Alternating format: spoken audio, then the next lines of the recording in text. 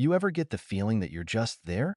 Like, you exist in a space, but nobody really sees you? That's how it had always been with my family. I wasn't the golden child, wasn't the troublemaker. Just the one in between, the one who did what was expected but never quite enough. It started small. Little things. My parents forgetting to save me a plate at dinner. My brother taking my things without asking, knowing no one would care when I complained. They never outright said I wasn't wanted, at least, not at first. But it was always there, in the way they talked around me, in the way my existence seemed to be an afterthought. I tried to brush it off. Families weren't perfect, right? Maybe I was just being sensitive. Maybe if I worked harder, did better, they'd finally see me as someone worth keeping around, so I tried. Hard. I made sure my grades were solid. I helped out around the house. I stayed out of trouble, but it never seemed to matter. My brother, though, he could do whatever he wanted. Talk back, skip chores, fail a class, didn't matter. My parents would make excuses for him. He's just a kid. He's going through a tough time. You should be more supportive of him.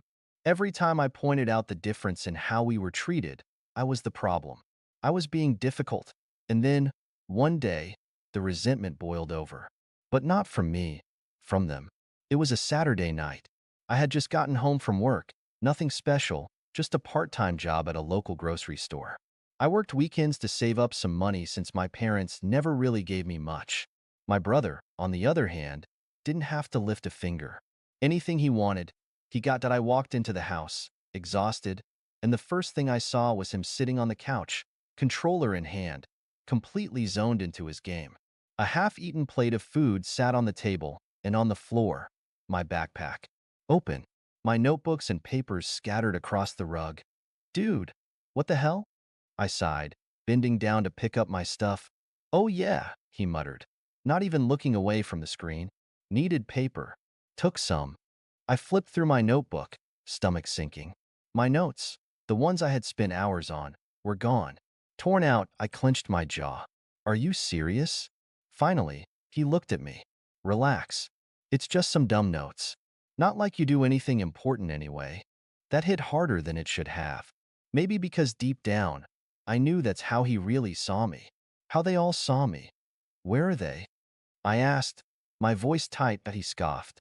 Dunno. Probably in the trash. I don't know what it was about that moment, but something inside me snapped. Not in an angry, screaming way. Just a cold, quiet realization I wasn't one of them. Not really. I took a deep breath, forcing myself to stay calm. You're unbelievable, I muttered, walking past him toward the kitchen. That's when my parents walked in, and that's when everything went downhill.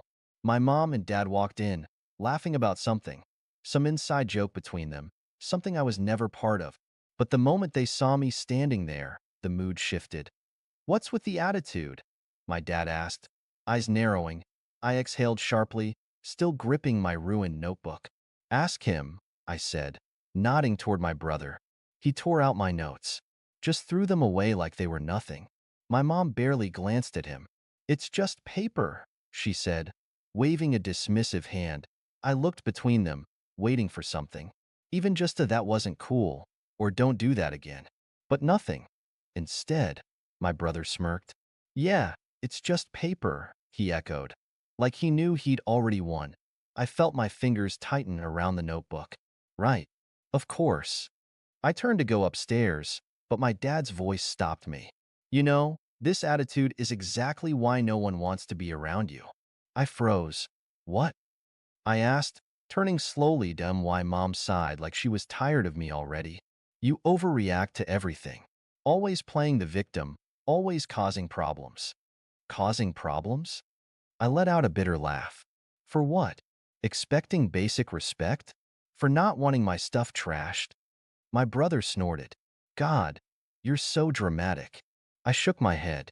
You guys act like I'm the issue, but you don't even see what's happening. You just let him do whatever he wants. Dad folded his arms. Because he's not the one constantly whining. That hit hard. But not as hard as what came next. My brother leaned back on the couch, arms stretched behind his head, and smirked. No one wants you here, man. I felt my stomach drop, but it was my parents' reaction that broke something in me. They nodded. They actually nodded, why Mom didn't say a word. My dad didn't argue. They just stood there, silent, as if that was a fact they had accepted a long time ago. I didn't yell. I didn't beg for them to take it back, that I just breathed. And something inside me went cold. Okay, I said simply, and I walked upstairs to pack my bags. And I left. But this wasn't the end. Not even close. Because the next morning, my phone was blowing up with 12 missed calls. And that's when I knew leaving was the best decision I had ever made. I didn't answer the calls. Not at first. I just stared at my phone, watching as the notifications kept piling up. My brother, my dad, even my mom. For a family that didn't want me, they sure were desperate to reach me now. I let it ring. I wasn't in a rush. After leaving last night, I didn't even have a plan. I had thrown my things into a duffel bag and walked out, feeling numb. I crashed at a friend's place, someone who actually gave a damn about me. He didn't ask questions, didn't push, just handed me a blanket, said, "You can stay as long as you need." It was more kindness than my own family had shown me in years. But now they wanted something. And I had a feeling it wasn't because they missed me. By the time the calls finally stopped, a few texts started rolling in. The first ones were just as I expected. Mom texted, "You're being immature. Come back." Dad texted, "Enough of this nonsense. You need to stop acting like a child." I scoffed. Yeah, I really left. And they clearly weren't sorry. Then, a new message came in, one that changed everything. Mom texted, "Come home now. We have a problem." I stared at the screen, my pulse picking up. "A problem?" I debated ignoring it. But curiosity got the best of me. So I finally texted back. Just 2 words. "What happened?" Her reply came almost instantly. "Your brother screwed up. Bad." And just like that, I knew. They didn't miss me. They didn't want me back. They needed me. And that gave me an idea. I leaned back against the couch, staring at my phone. So now they needed me? Interesting, I wasn't in a hurry to respond. Instead, I let them sweat a little. If my brother had really screwed up, then whatever happened was big enough that my parents, who had never once taken my side, were now reaching out. After about 10 minutes of silence, more messages started rolling in. Dad texted, "We don't have time for your attitude. Just come home." Mom texted, "Please. This is serious." Serious? That almost made me laugh. When my problems were serious, they told me to get over it. But now that my brother was in trouble, suddenly it was urgent. I took my time typing my next response. "Not my problem." A minute passed. Then another. Then my dad called. I let it ring. Declined. A second later, a text popped up. "Dad, you're being selfish." I exhaled sharply through my nose. Selfish? That was rich, coming from him. Then my mom texted again. "Mom, your brother's been arrested." I blinked. Okay. Now I was interested. I grabbed my friend's car keys off the counter. "I need a ride." He raised an eyebrow. "You sure? Thought you were done with them." I smirked. "Oh, I am. But I need to see this for myself." 15 minutes later, I pulled up in front of my house. My dad was pacing on the porch, phone in hand, looking more stressed than I'd ever seen him. My mom sat on the steps, head in her hands. For once, there was no laughter, no dismissive remarks, just pure, panicked silence. I took my time walking up. "So," I said casually, "who wants to tell me what happened?" My dad turned, eyes sharp. "Where the hell have you been?" I raised an eyebrow. "Not here. Like you wanted." He clenched his jaw, but before he could say anything, my mom spoke. "It's your brother," she said, voice shaking. He stole something. From the wrong people." I frowned. "The wrong people?" Dad ran a hand over his face. "Some guys at that arcade he hangs out at. We don't know the details, but they called the cops. He's in holding right now." I almost laughed. Of course. My brother had spent years treating me like garbage, thinking he was untouchable. And now, the real world had hit him like a truck. That I crossed my arms. "And what do you want me to do about it?" Mom gave me a desperate look. "We need money for a lawyer. Bail. Something. We need your help." I stared at her for a long moment. Then, finally, I smiled. They needed me, but I didn't need them. After all the years of pushing me aside, of treating me like I was nothing, now they were looking at me like I was their only hope. And in a way, I tucked my hands into my pockets, tilting my head slightly. So let me get this straight. You told me I was unwanted. You let my brother treat me like garbage. You didn't care when I walked out. But now that he's in trouble, you suddenly remember I exist? My dad's jaw tightened. This isn't about that. This is about family. I laughed. A short, sharp sound. Oh, now we're family? That's funny, because last night, I was a burden.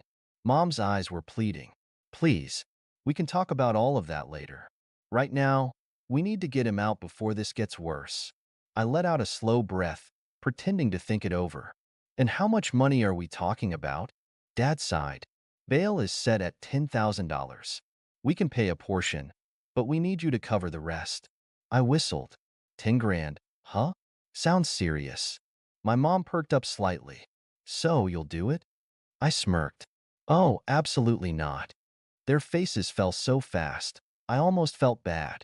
Almost, excuse me, my dad snapped. I shrugged. Not my problem. Mom's voice cracked. But he's your brother. No, he's your son, I corrected. And you made it very clear that I was never part of this family. Dad stepped forward, anger flashing in his eyes. You think you're proving a point? You think this is funny? I met his glare without flinching. No, I think it's fair. Mom reached for my arm. We'll pay you back. I took a step back. You think I trust you? The people who threw me away without a second thought. Her mouth opened and closed, but she had nothing to say. I shook my head. Here's what's gonna happen. You're gonna figure this out without me, just like you always wanted.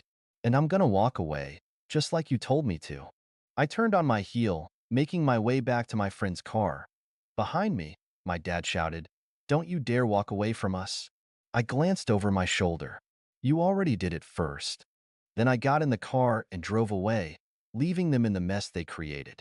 As I drove away, my hands clenched around the steering wheel. I should have felt triumphant. I should have felt like I finally got the last laugh.